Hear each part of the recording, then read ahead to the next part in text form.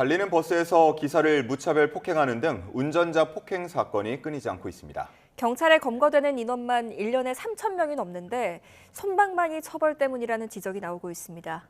양동훈 기자입니다.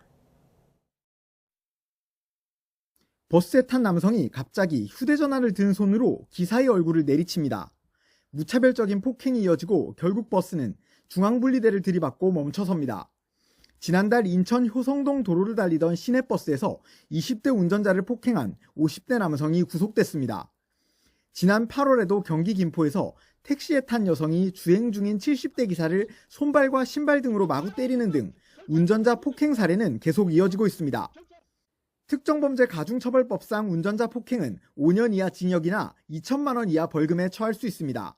2년 이하 징역이나 500만 원 이하 벌금인 일반 폭행죄보다 형량이 2배 이상 무겁습니다.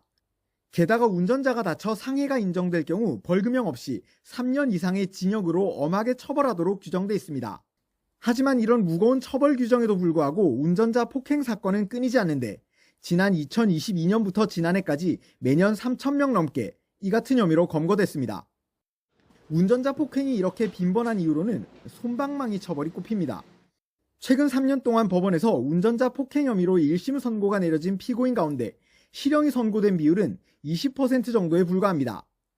징역형 집행유예가 40%를 넘고 30% 정도는 벌금형이 선고됐습니다. 법에는 강력한 처벌하도록 정해져 있는데 실제 처벌 자체가 약합니다. 법원에서 강력한 처벌을 해야지 행위자들도 경각심을 가지고 건전할 것으로 보입니다. 운전자 폭행은 일반 폭행과는 달리 교통사고로 이어져 더 큰 피해가 발생할 수 있는 만큼 엄정한 대응이 필요하다는 지적입니다. YTN 양동훈입니다.